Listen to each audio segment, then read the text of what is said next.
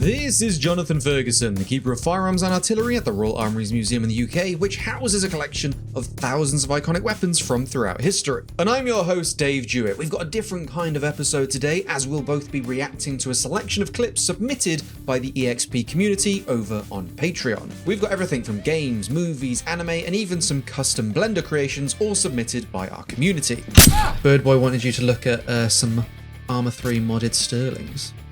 Ooh. Made my knuckles feel uncomfortable, being like a character model being so close to the muzzle there. That is a real thing. I can show you if you wish.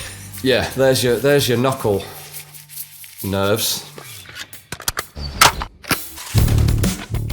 If you want to submit clips for future community episodes featuring our whole cast of experts, then be sure to join our Patreon so you can stay in the loop and send over your suggestions next time we do this kind of episode. But without further ado, I will throw it over to our patrons and to Jonathan.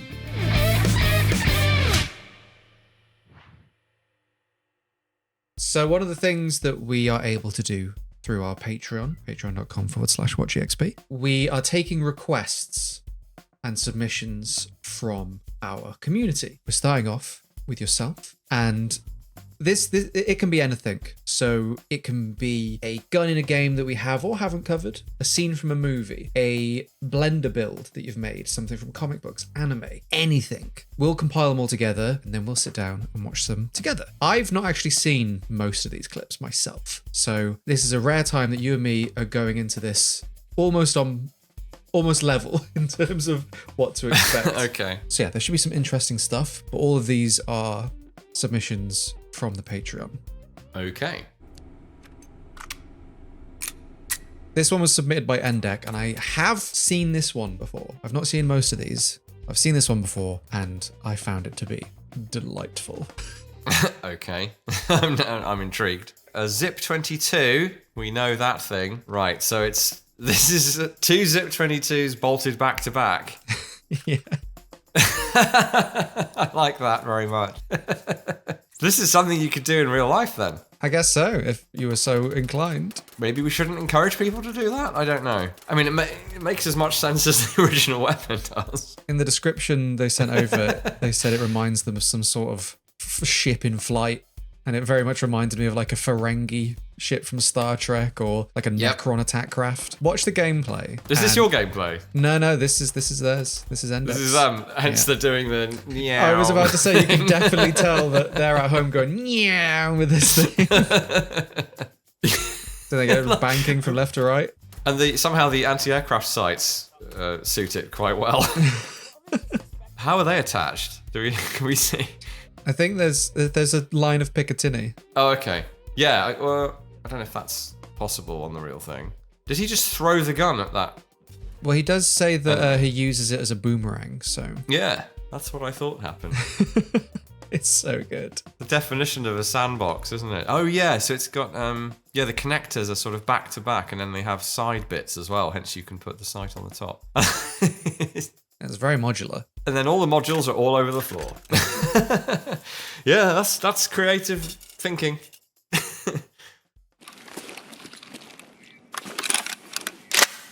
Right, got the SA-80. So the SA-80 isn't in Escape from Tarkov. This is a mod. Okay.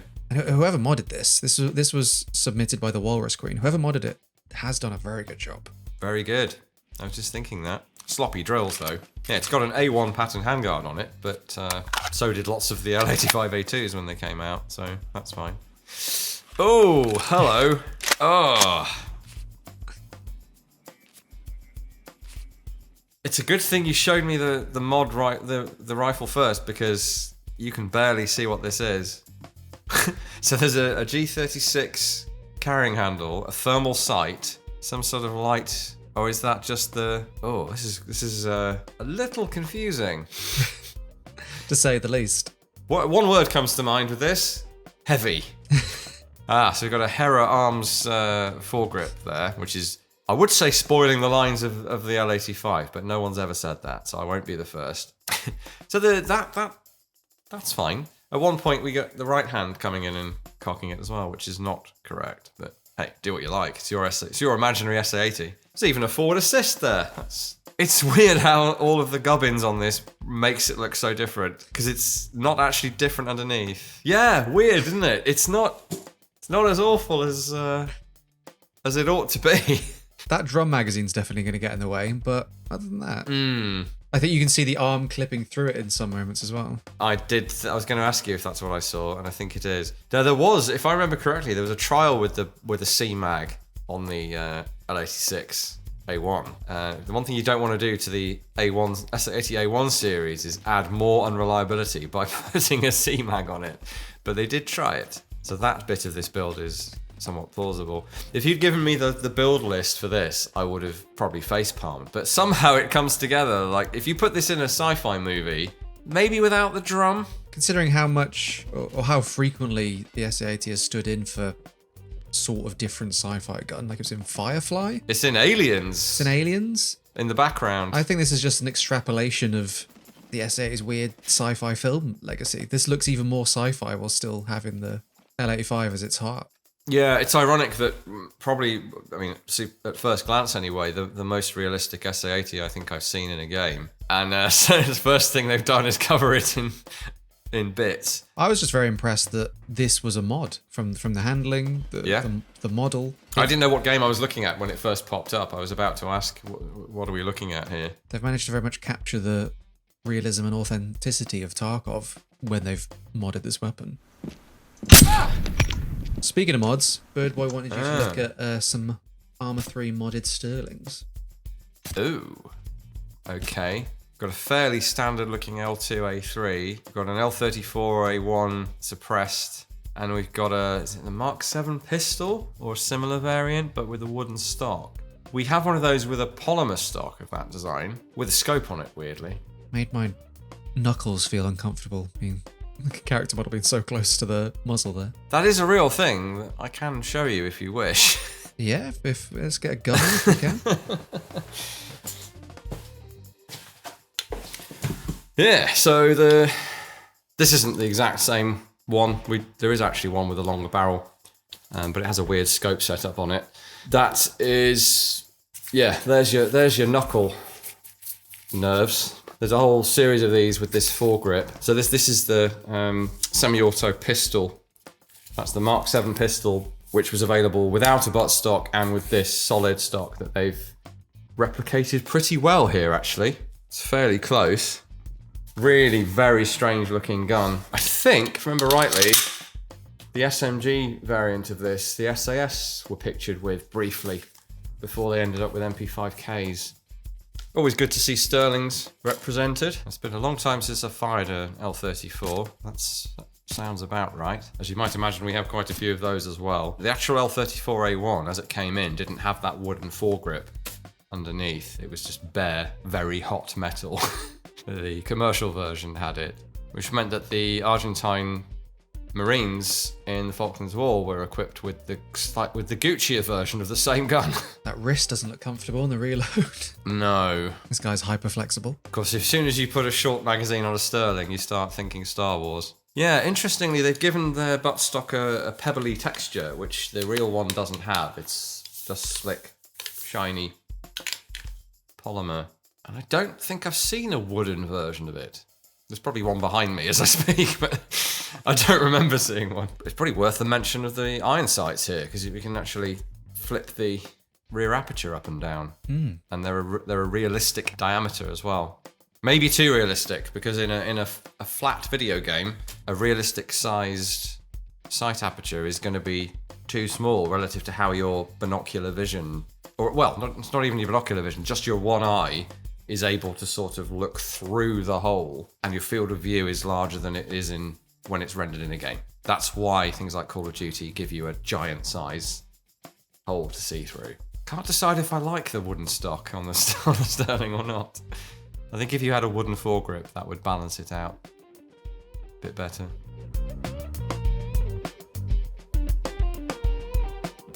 I'm just trying to read it now. I'm three reads through, and I'm not sure I quite grasp what I'm reading. So for your context, Battletech is like a mech game. I know what Battletech is. Sorry. I was playing MechWarrior 2 when you were in shorts. I believe it. I found, I'm going to pause there for Jonathan anecdote. I found a copy in a garden centre of all places. All places? Yeah, I know, weird. They sold other stuff and it was in like a bargain bin. So this was a few years, I was a teenager by the time I got my hands on it. Loved the game, played some, a couple of the sequels or whatever. Never got into the tabletop, but I think it took me a long time to find out that it was a tabletop game originally. So I'm vaguely aware of it. That's, I think the gun depiction is less weird than the description on this one. So this was a submission by Frogblast, because it's the name. Gyrojet Rifle or Cone Rifle. I believe this is like an infantry weapon.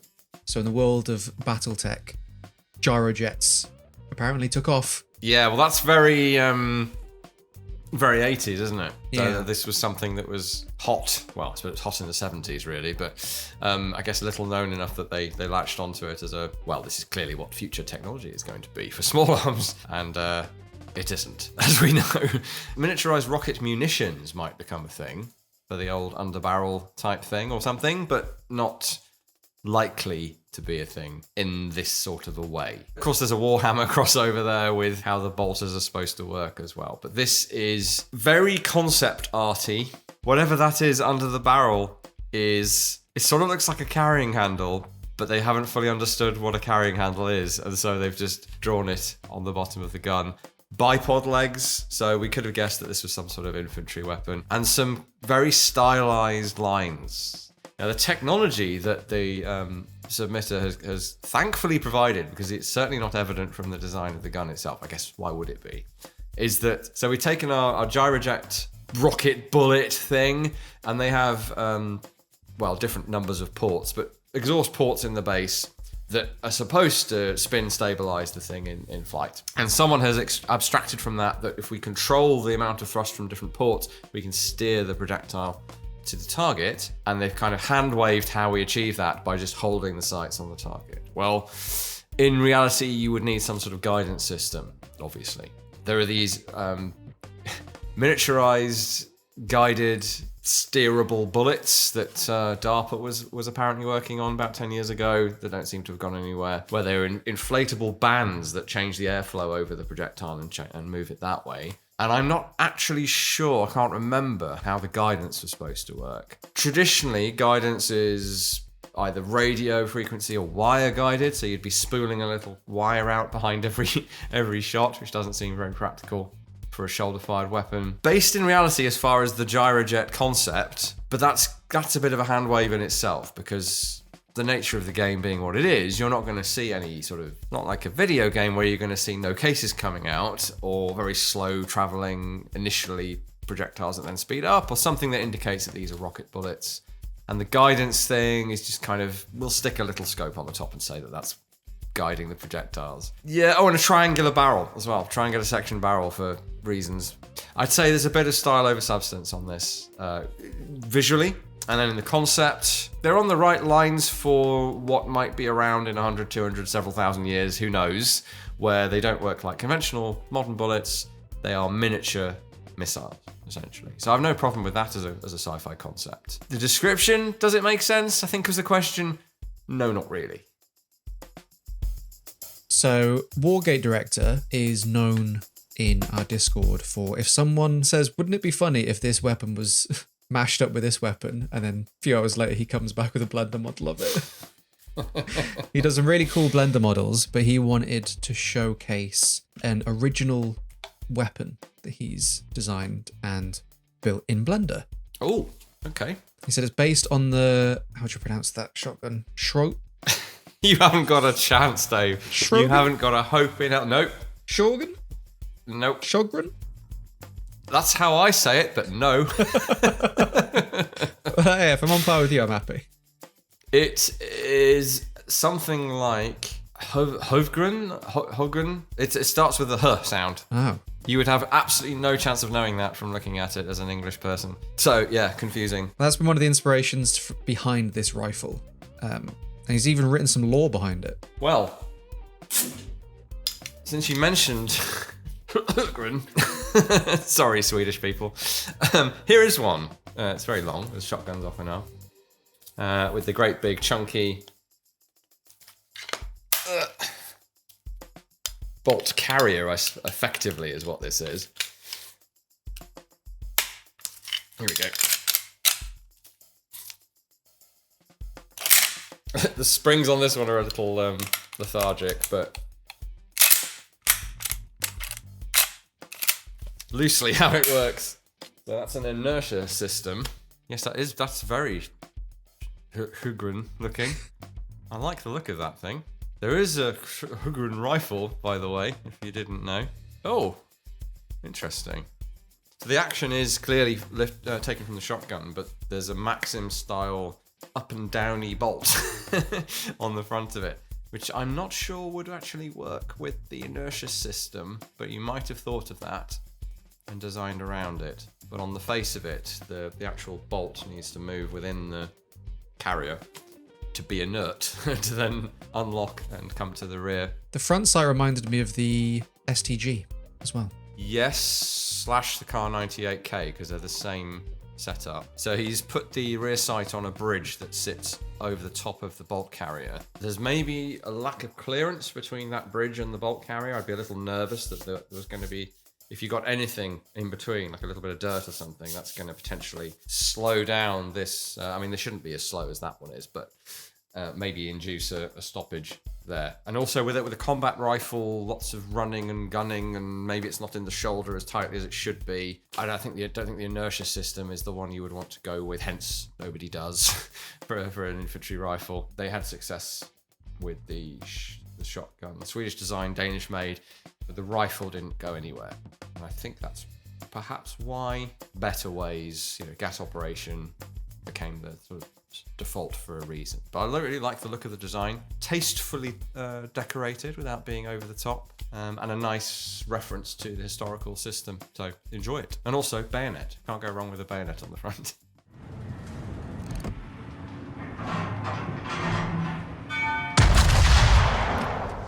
World of Warships. Yeah, Reverend Revenant wanted you to see some big guns. Another good name, by the way. And they chose the river to preview the ship for yourself as well, mostly because of what's in the background. Okay, so always meant to try World of Warships and never have. A little bit of Tower of London in the background for you. I think I've tried to persuade my colleague at the Tower to start collecting depictions of the Tower of London in games. There are a handful by now. Assassin's Creed Syndicate, I remember trying to get into the Tower of London. Fallout London did one full of cannibal beef eaters. Well, that's just real life. Yeah, I always worry for you when you say you're heading there. Yeah, so Bofors guns. Yeah, see, naval ordnance is not really my my thing. Well, they're Maxim pom-poms, aren't they? Sorry, not Bofors. Battle ends in 5 minutes. Is that Jeremy Clarkson? If not, it should be. I like that games of this nature will often give the crew the correct accent as well. And usually some sort of tea-based perk as the Brits as well. I don't know if that's true in this. And they're trying to take out Portland Bill there on the lighthouse.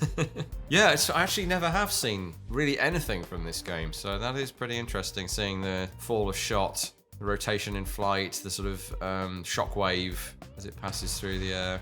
Different shell types as well, I gather. I do love a game that lets you track your munition. That's always fun. Yeah, you probably don't want the X-ray kill cam on this one, though.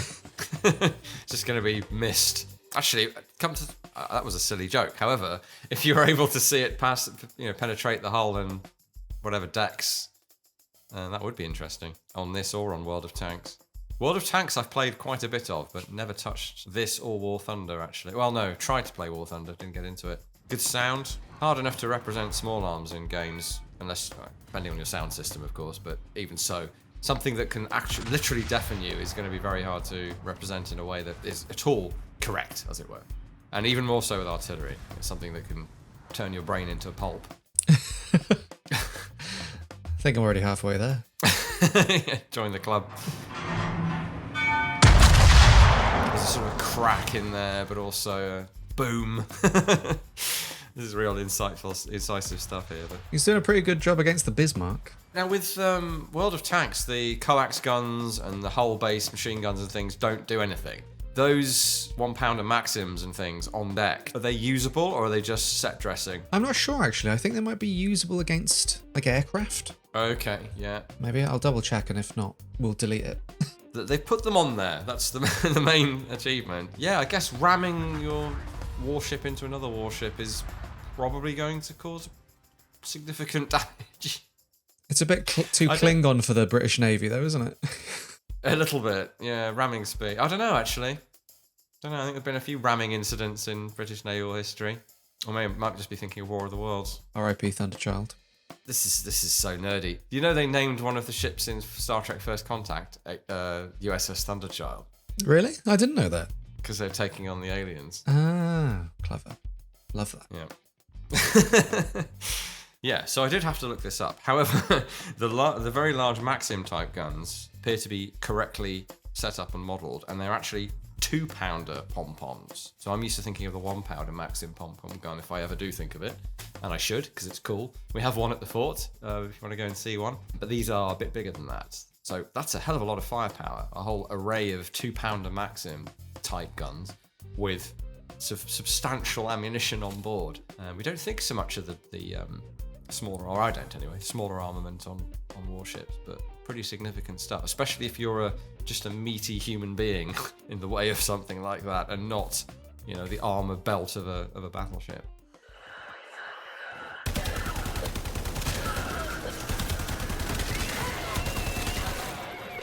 Warframe. Yeah, Warframe is a very stylistic game, I guess. I've investigated it before. Stylized. Yeah, it's got a very unique aesthetic, very over the top, very interesting. But yeah, their expansion 1999 sort of went back into our reality and tapped into some real-ish world firearms.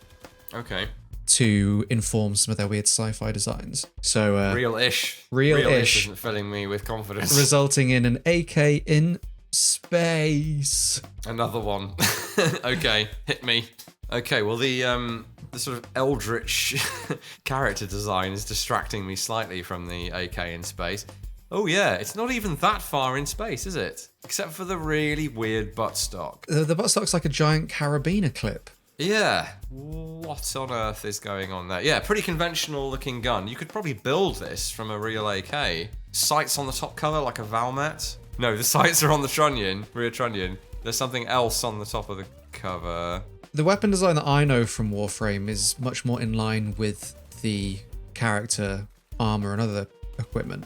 So they look sort of weird and eldritch. Yeah. I'd not seen much of the 1999 expansion before. It's really fairly conventional. But I still don't understand why the buttstock is so weirdly stylized. And it does look like there's a secondary sight on the top cover. Oh, it's a flip up. Oh, that's really weird. So we've got a normal tangent rear sight where it should be. And then underneath some protectors, we have a flip-up aperture sight as well. So you can sight through your sights while you sight.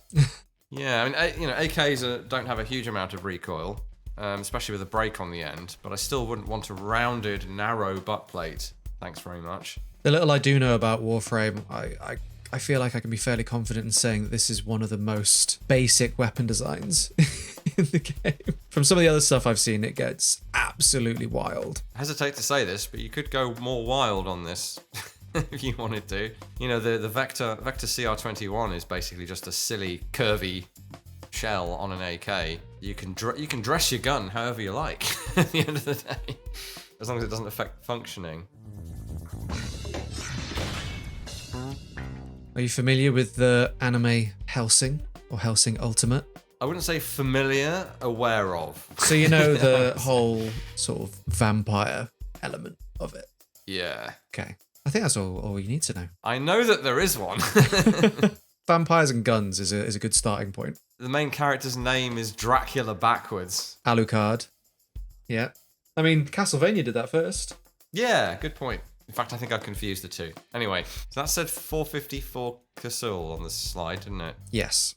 So what, this is his own brand of pseudo 1911? I think his guns are meant to be so powerful that only a vampire can handle them.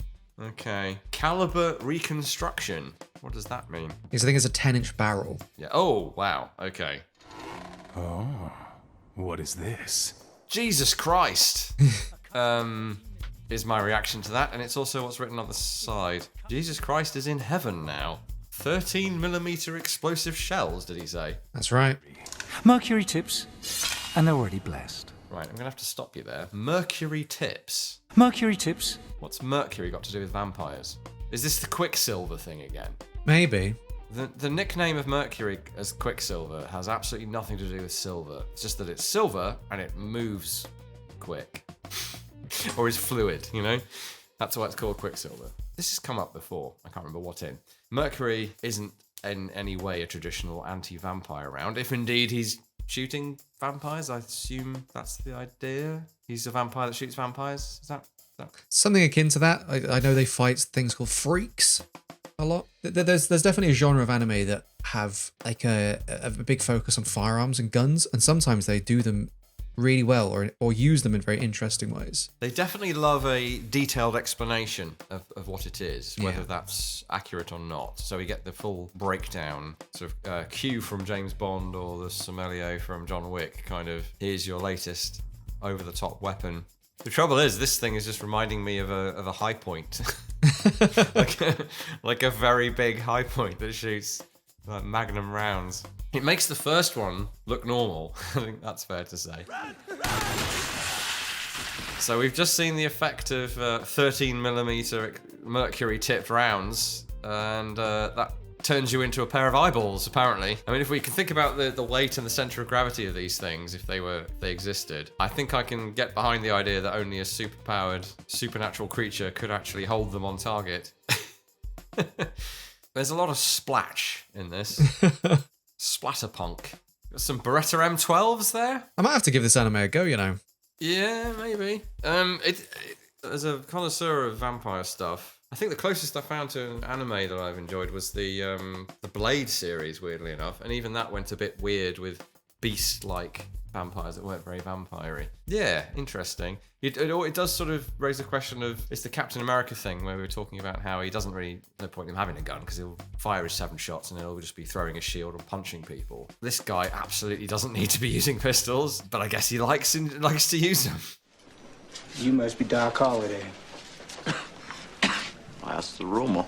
Funny enough, since previous episodes and you're wearing your Huckleberry t-shirt, there have been a few people mentioning Tombstone. Great movie. It is great. I need to watch it again. It's been a good few years. I'm your Huckleberry. Yeah, the t-shirt was something I saw in Sig's shop in New Hampshire and thought, I need that. And I didn't even immediately grasp the Tombstone reference. I think the colour and the fact that it was 2 Sig Rattlers, and then I understood semi-understood the reference. It's clearly some in-house in-joke or something, but it's, you know, intuitively this thing is your, you know, companion if you need it to be, kind of thing. So that's how I ended up with that. I'd like it even more if it had MP5s on it, to be fair, but sorry, Sig, but You retired too? Not me. I'm in my prime. What a great line. yeah.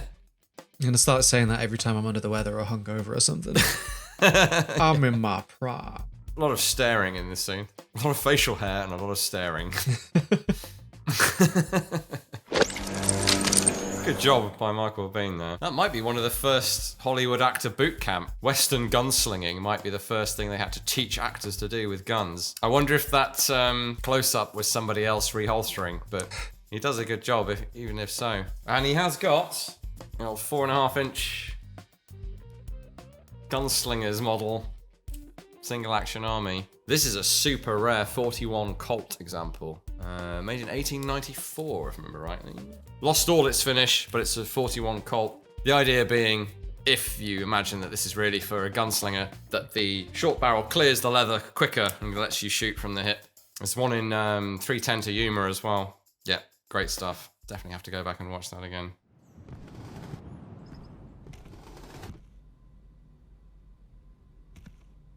This is Into the Radius, this game. I've not played it myself because the idea of it terrifies me. Yeah, same here. Same here. Found out about it quite soon after I got my VR headset, and then almost as soon after that went, nope. Same experience with me then. not happening, which is a shame because I gather it has a lot of good gun stuff. Maybe if it's very cheap, I will get it to just tinker with some guns in. That's the thing, you have to fight through the zone to get all the guns and bits. Oh, okay. That's the carrot and the stick. Yeah, so G36 it's got the modern stock and one of the modern anodized rails on top of it. Otherwise, conventional looking. I'm not sure how they're handling the charging handle, because you can press it in and have it locked out like that to actually use it. But then the idea is when you let it fly, it pops back out and tucks itself away. This seems to have them permanently stuck out, unless you've got that much control over the gun, which is possible. Yeah, so this was, of course, designed to be a modular weapon from the outset to a fairly significant extent. Later on, they replaced the carry handle with, firstly, an optional and now pretty much standard Picatinny rail. That is looks like the Bundeswehr configuration, over and under, reflex sight, and low magnification. Well, 3.5 power on the Bundeswehr version, 1.5 power on the G36E.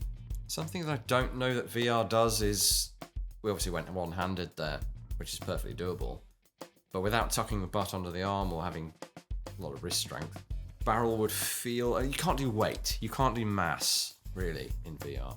Not without a lot of expensive custom peripherals, I guess. But the ability to load up your own magazines, customize weapons, that's all good. Yeah, this is usually often described as Tarkov in VR, isn't it? Mixture between Tarkov and Stalker in VR. Two games which already stress me out without being a virtual reality, so... Yeah, exactly.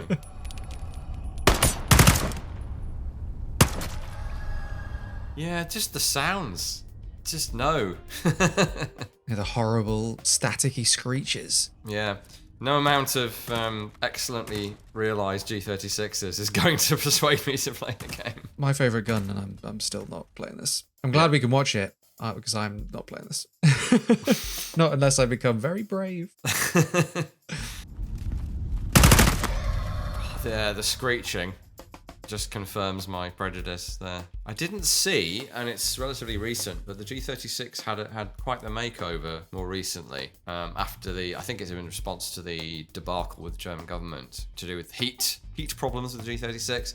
So it now has a very chunky aluminium trunnion up front and a range of new handguards. Oh, okay. So is this like a relic condition? It's covered in like fallout. Okay.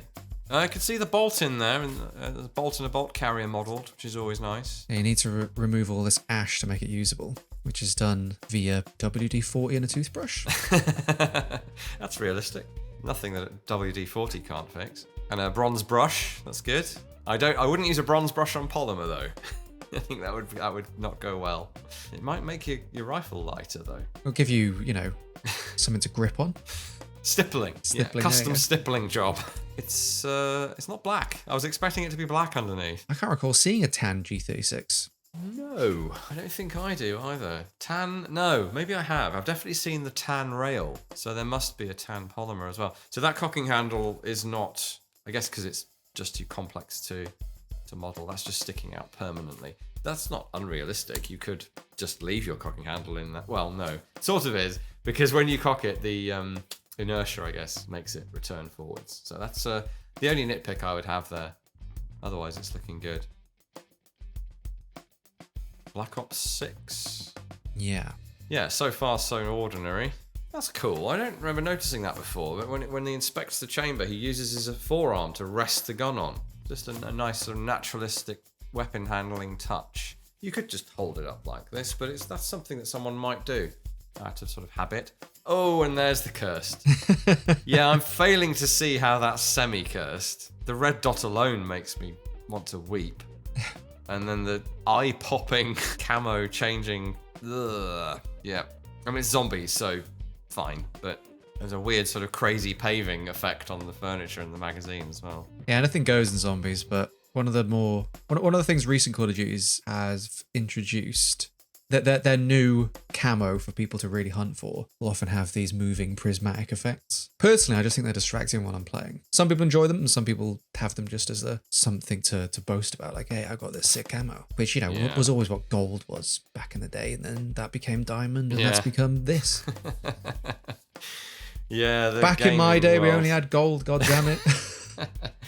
Yeah, we started with something at least grounded in reality, didn't we? And then we've ended up with something that's impossible according to the laws of physics. They're impressive to look at. I say that. I wonder if we did our decorated gun display again, if someone could come up with a real world iridescent finish that really does look different depending on how you look at it, or seems to change before your eyes. It'd be cool to see. Maybe you could do it through projection. I don't know why I'm encouraging people to bring these things to life, but you know.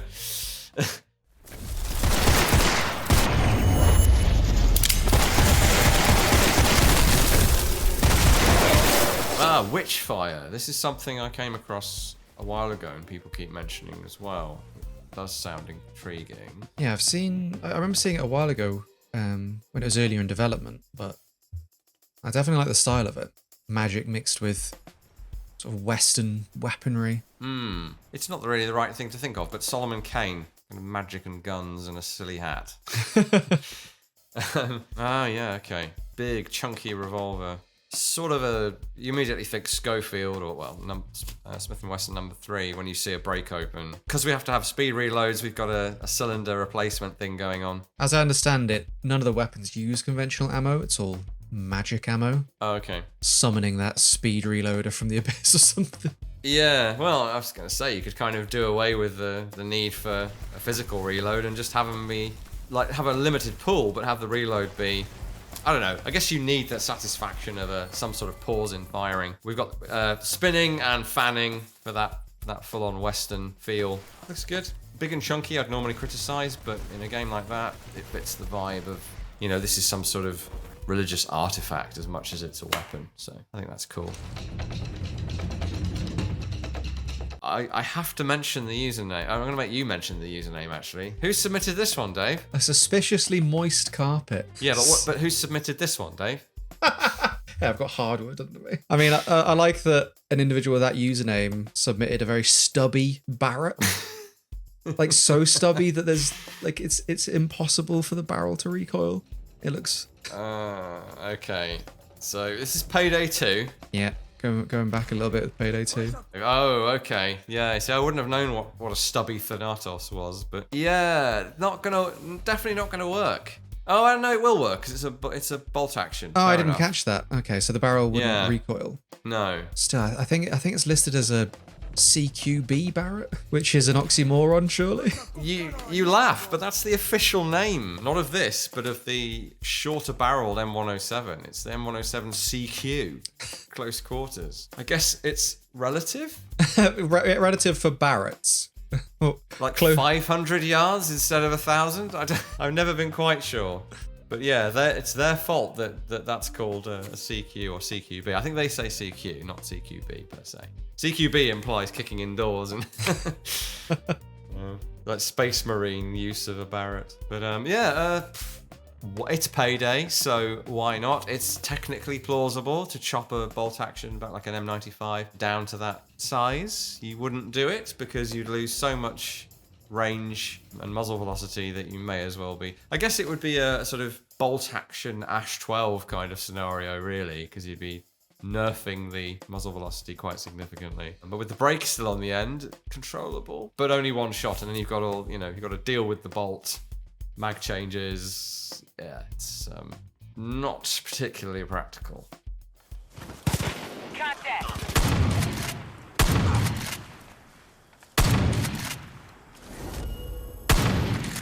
Far Cry 5?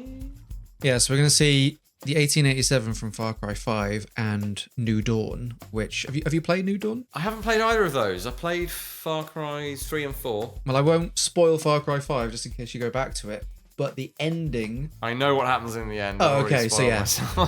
New Dawn is what happens after Far Cry 5. So that's the normal version, looking pretty faithful, except for that. Oh no, I don't know. Actually, maybe that sight is not. Not sure. I haven't seen that sight on an 1887. I took it to be Picatinny rail at first, but it isn't. Or is it? Ah, maybe it is. Actually, I vaguely remember Far Cry having a bit of a penchant for Picatinny on everything. Yes, it is. Ignore that. Still, you could attach that to the top of an 1887 if you were some sort of heathen. I quite enjoy the first-person view of the cartridge going into the chamber. And here is the cursed version. It's New Dawn sort of Mad Max-ish post-apocalypse. Yeah. Which means I'm probably going to have to catch up with it at some point. I might skip straight to it. Yeah, the sort of hose clamp is your friend, I guess, in the apocalypse for attaching functionally useless accessories. Mind you, if it's good enough for the SAS and their stream lights and mag lights, I guess it's good enough for me. I don't know. Oh, I must give credit to the kitchen knife bayonet, which no one has ever done in reality. However, some French soldiers, trench raiders in the First World War, there was an official issue butcher's knife, and there are photos of them with them on their chest rigs, essentially. So they were fighting, not strapping them to guns, but they were fighting with butcher's knives that were an official issue pattern. Yeah, that's quite the contrast there. Thanks for that one. Warframe again. Yeah, so you remember how I said some of the weapons in Warframe got really wacky? This is one of the wacky ones. Yeah. Yeah, that was my reaction when I first saw this. I've not seen it in action yet. I just saw it was not very nice. Fleshy. It's called the Bassocyst, and I think that is apt, as it does look like a speaker system, a hi-fi, a boombox. Oh yeah. Covered in cysts. Oh. Yeah, it does. What a disturbing item. With random sort of cables as well. It's an older stereo system as well, because it takes tapes. Tapes have made a comeback against all odds. You can buy new albums on tape again if you really want terrible sound quality and the ability to mangle your purchase at random. Yeah, this thing's pretty grim. It's Cephalon says that this is classified as a shotgun in-game. If you like. I go back to something you've said before. It's not shooting shot. Yeah. Oh, the reload. Ugh. Oh no! It's shoving it up it. Ugh, just feeding it. Ugh. Is this how you feel? Because I've not seen this. I'm starting to get some sort of sympathy now. Welcome to my world. Yeah, om nom nom, and then splat. Yeah, there's some sort of physics simulation for the flaps that's gross. That was a wrong time for me to take a drink. So these next two I've seen before, because these were submissions that I took for the Call of Duty charity event that I ran with you. Oh, okay. That you guys were running. Yeah. I was part of the Royal Armouries team against the Coda Firearms Museum. Yep. So I took submissions as to what weapons that I should bring in. And the next two are some of those. And I remember this Lockwood actually working really well. Mine wasn't all covered in runes. I remember something. Yeah, this is ringing a bell. Because every now and again I get distracted by whatever nonsense you were using in an attempt to make yourself less capable so that we didn't feel as bad. That looks really weird. It looks like a Terminator plasma rifle. We're having a meeting in here. Yeah, so he's made the gun the same length as the scope, or as close as he can. And this is weird UV graffiti as well. I could do without that, I think.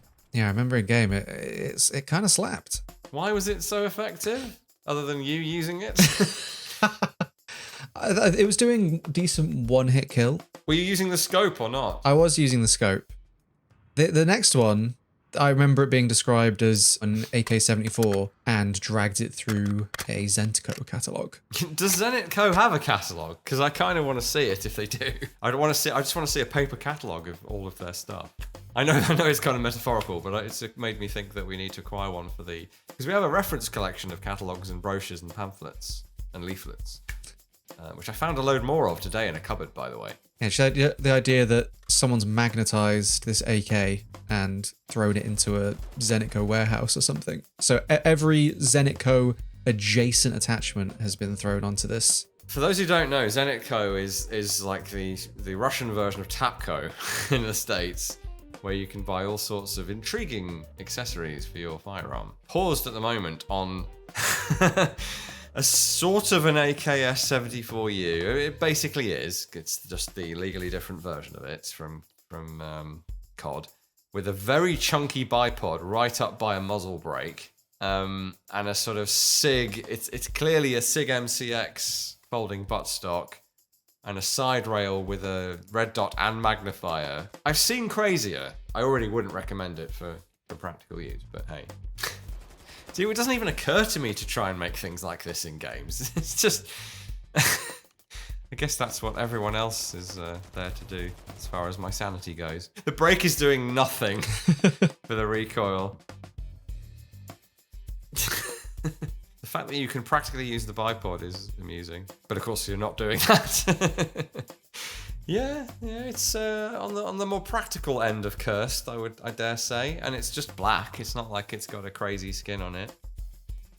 We're straight on into Modern Warfare 3 or MW3, and that's the weird Kel-Tec PL50 thingy. Yeah, definitely the legally distinct version of that. Yeah, I mean, for compact firepower, you could do worse than that. The Kel-Tec effectively breaks open to load. The magazine making up so much of the gun just makes it feel like off. Makes the gun like feel weirdly fragile. Yeah, I think it's the same with the real thing though.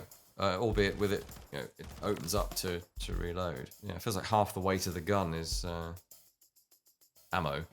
The 3D printed Panzerfaust. DJ Sperm Count. Yeah, DJ Sperm Count has created an airsoft Panzerfaust. Okay. Well done. So this is using the sort of Beehive airsoft 40mm. Yeah, that's right. Okay, so how is this working? That looks really good. Yeah, they've done a great job. Like a toggle clamp. So it's, something just broke off. I was just going to say, how's he 3D printed something with such thin parts and then it broke? I'm sorry. Oh, I see. So it's right in the end of the warhead bit. That's very clever. Has he taken this onto the airsoft field? This is very in-depth. Thank you for submitting. Yeah, it's very cool. I love the time-lapse. God, did he have any failed prints on that, I wonder? Oh, look at that. That's brilliant. So it's essentially a giant shotgun. I think a lot of airsoft launchers are that, aren't they? Yes, yeah. Fit the bill of a big shotgun. You can't meaningfully replicate an anti-tank weapon in airsoft, I don't think. But luckily, not many people are driving around airsoft skirmish sites in tanks. So you could just shoot people with this instead. And hey, the original thing was designed to be disposable or like recyclable. So if you're prepared to take your precious piece of ingenuity out and risk it getting damaged, yeah, I wouldn't recommend it. Very, very clever.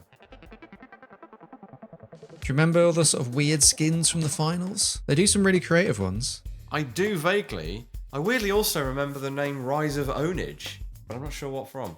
Anyway. It's a Super Soaker Flamethrower. I only just saw the lighter taped to the front of it. Barbecue lighter. Or, I guess, fire. Home fire lighter. It's a fun juxtaposition of fun, colourful children's toy and devastating jet of agonising flame. Yeah, the finals was really weird. I remember it now. It seems to work pretty well. Maybe that's just, the player.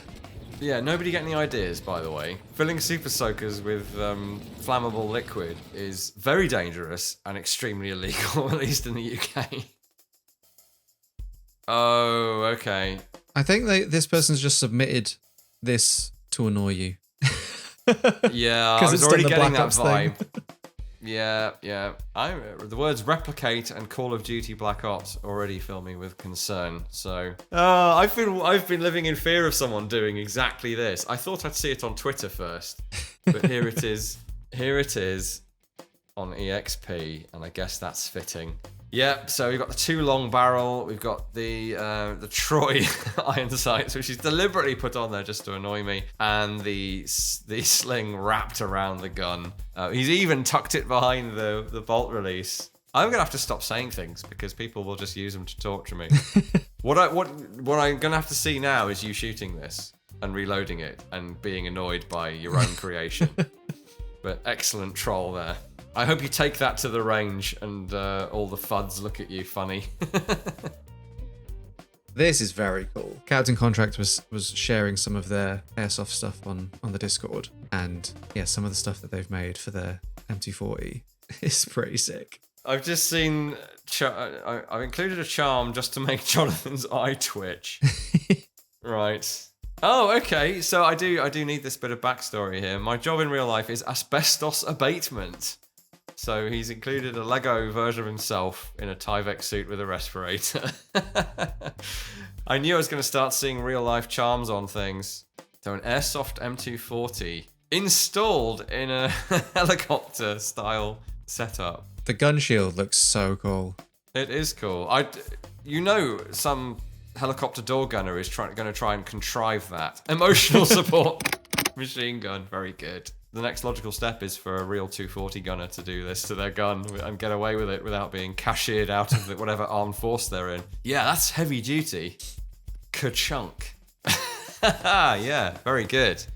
You could use that in fact, Coda Firearms Museum has something similar installed in their gallery as a hint of, experience of shooting a heavy machine gun. Or a installed machine gun, I should say. That's so cool. The noise as well, holy crap. I wasn't prepared for how absolutely hench Captain Contractor is.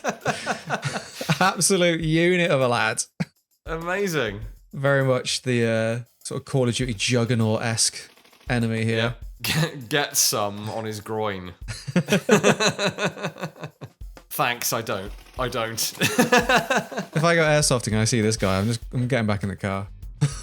Yeah, I'd be concerned too. I mean, for sheer effort, I think we have a winner there. I know it's not a competition, but he's won anyway. Metal Gear Solid 4? Yes. The only one I've not played, because it was on PlayStation 3. It's just it's a Japanese flintlock that shoots tornadoes. So Tanegashima is a semi-nickname for the Japanese matchlock with its sort of cheek stock and 16th century Portuguese stylings named after where they supposedly first encountered firearms. There's a bit more going on than that, it turns out. A near mythical flintlock gun. Yes, it's mythical because it's not flintlock, it's matchlock. Slightly confusing. Quite a faithful representation of a quote-unquote Tanegashima, except they don't understand how it works. It even has match on it. So how do they think it's flintlock? Anyway, assault rifle. It's in the assault rifle category, I guess. Oh, he's got a reload going on with a stick, with a ramrod, and enough of his body gets in the way that it's actually pretty plausible. Now, the bit you can't really do is the removing the match from the serpentine every time. You could leave it in place, but you'd risk a negligent discharge. Yeah, it works pretty well. The serpentine, or it's a snap matchlock essentially, so it snaps forward. Works pretty well. Maybe the last place I expected to see a somewhat accurate historic firearm. There are tons of guns in Metal Gear Solid 4, I know that. But I didn't know anything like this was in the game. He even reverses the rammer, which is a European thing, but I don't know if that was done with the Japanese matchlock. Maybe just does that in the European version of the game. I mean, it wouldn't hurt to do it, but I don't know that there's a different end on the other end on these things. From memory, I don't think there is. It's literally a different department, believe it or not. We have a different team for Asian, African, and other non-European firearms, artillery, edge weapons, and armor. It's all in its own area. Just an artifact, really, of how the subject was studied in the West. But then when we reach sort of interchangeable parts, that's when I kick in and it's all on my side. Yeah, I mean, Japanese game, why not do a faithful insertion of your traditional firearm? Don't know why it shoots tornadoes, though. Yeah, I've been kind of glossing over that aspect, but I guess it makes up for otherwise you'd be firing like a little 50 caliber ball. Not that little, but relatively low velocity. Yeah, I can't explain that, I'm afraid. Oh, okay, a mod for Bone Lab. I haven't even played Boneworks or Bone Lab yet, let alone any mods. There's a fairly detailed description here, but I think I'm just going to experience it. All you need to know is that a lot of the guns from this mod have interchangeable parts. Very modular. Almost too modular, as we will see. Bone Lab and Boneworks are on my list to play at some point. Oh, wow, yeah. Yeah, I'd definitely agree. Too interchangeable. The G36 handgun, carry handle and magazine, yes. Everything else that's just magically sticking to that AR, not so much. When they submitted this, Dan Loeb said that it's almost as if the mod magically lets you put the M16 forend on the weapon, but the game is actually simulating the bullet coming out of the muzzle before that, so it's like baffle striking the inside of this random handguard. Yeah. Which is weird emergent detail. With enough JB weld / araldite, you could achieve this. I don't fancy the M16 handguard's chances of lasting very long, stuck to the end of the muzzle. But yeah, good effort for sticking as much random stuff together as you possibly could. Oh, a card game. Interesting. This might be my first card game. Arkham Horror is a great card game. I'd forgotten that it includes some weird firearms. Okay. My friend Nick will be interested in this if he happens to see this. Yeah, that's a C-sharp style. Oh, no, it isn't, is it? That's the Remington pattern Derringer. It's weird that it says it's .18 caliber. Firstly, because that's an absurdly small caliber.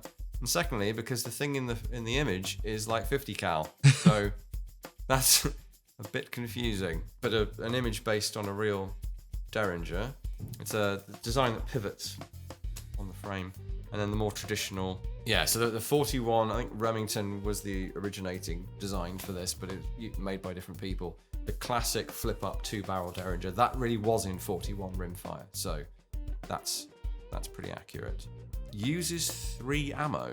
Why does it use 3 ammo? Yeah, but it's only got 2 barrels. Maybe one of them is a duplex round. See, this is why muzzle loaders are so good, because you can fire as many shots as you have the courage to fire. A bit harder with these modern newfangled 41 caliber cartridge arms. Oh, Mauser Tigerwehr. That doesn't look like a Mauser Tigerwehr, unfortunately. That's weirdly cursed. So the name is correct for itself, as it were, but the image looks like something completely different. It doesn't have a pistol grip. I don't see a bolt handle. I don't see anything that makes much sense. There's a weird sort of aperture for a... Yeah. Almost, I don't want to criticize an artist inadvertently, but it looks AI. It looks like what an AI might spit out if you asked it to come up with this. There might be a reason for it. To me, I thought it was like a scaled down punt gun. More like that than a Tigerwehr? Yeah. There's something quite wrong with that, unfortunately. It's a nice piece of artwork, otherwise. The gun is lacking. Ooh, okay. Something very left field. Uses ether as ammo and has the barest similarity to a firearm and a load of floaty... Oh, unfortunately, it's reminding me of one of my least favourite Star Trek ideas, which is the detached nacelles from the latter Discovery, which is where I kind of parted company with that series. Something where it's held together by force fields, essentially. I don't think I'm a fan of that generally. It's quite similar to the weapon from the game Control, if you're aware of that franchise. Ah, now that's a game I do want to play. Yeah. I mean, it's that some of that is going to get thrown at the enemy, presumably, but some of it is representing barrels of some kind. That's how I'm interpreting it. Why, if there's no connection between the grip frame and the barrels, why does it need a trigger? Like, it doesn't need to look like a gun. If it's that, I mean, it does say theoretical device, but if it's gonna be a projectile weapon, it needn't look like as much like a gun as it does, I suppose is what I'm trying to go for. And maybe go for something more like a phaser looking thing, like a Dustbuster style. Don't know. It's certainly inventive. Oh, I'm in the UK, so this is all I had access to. I've seen this, and all I've got to say is, why I order. Just be glad I didn't do fire. Oh, okay. Rolling. This is Joe Wood, just so we know who to blame. Handgun. Oh. Why I order. Okay. So... I posted on the Discord, I'm closing submissions for community requests and submissions. He's just cocked his own thumb. And he was like, oh, I got something in just before submissions closed. So I was like, oh, I wonder what he's put in. Boo. High caliber handgun. 2 fingers. Good effort on the sound effects. I'll give him that. The inspect animation. Oh. Now I understand why he said just be glad I didn't do firearm. Yeah. Yeah, don't please. We don't need to be responsible. We don't want to get sued. Thank you. Left-handed variant. Deactivated. Why is it deactivated? Is it just going to go click? Or it just doesn't shoot? Okay. You get one of those. He didn't mutilate his hand to deactivate it, I guess. Well, what a great one to end on. This has been an interesting look into the minds of our patrons. To whom we are most grateful. Absolutely. Thank you all for submitting your you clips. are, anyway. I am, very much so. I mean, it meant that we got to work with you again, so what's not to be grateful for? Something a bit different, fair to say. Oh yeah, I'm sure we'll do this again. Any final thoughts or anyone that stuck out to you in particular? I think the industrial grade airsoft M240 is very impressive, and the sheer audacity of the handgun probably are the two most memorable, but all good efforts. Yeah, there's been some great stuff in there, so thank you if you submitted something for this. We'll surely do this again. It gives you folks plenty of time to come up with some other creations or requests for the future, maybe in a few months, but just don't point. Remember your 4 rules with that handgun. I guess the finger's always on the trigger with that, though. That's the trouble. Okay, right. We ended it there. Don't you encourage them.